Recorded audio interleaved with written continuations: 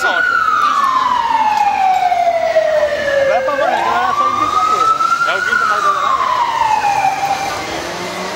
Agora é a tocha lá, ó, lá o cara correndo com ela lá na mão. E o segurança lá do lado, tá vendo? É, não deixa assim não, tocha assim. Não é bagunçado assim não, rapaz.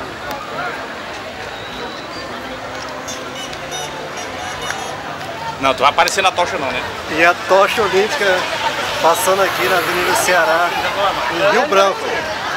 Hoje, exatamente 21 de junho de 2016, chegando aqui na frente da TV Rio Branco.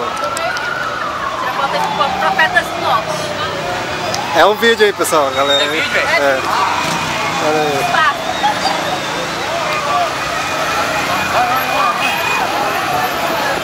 Olha lá a tocha olímpica.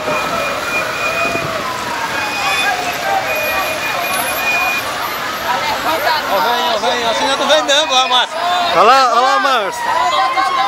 Levanta a tocha, homem!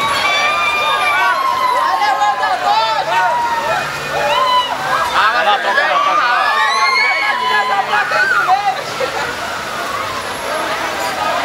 Seu Patrício. Que ele vai levar agora, ó. Por isso que ele não vai me entender, não. Olha aí, ó. Não liderança, hein?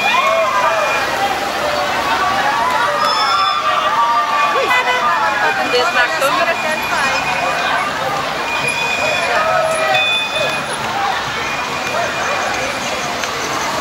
Aí vamos fazer com dois sons já, meu Deus.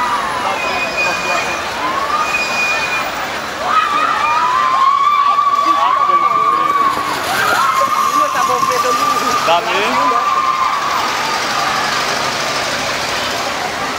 Eu não vou nem botar a foto do meu menino, porque tudo viveu, não trouxe nenhum deles. Por quê?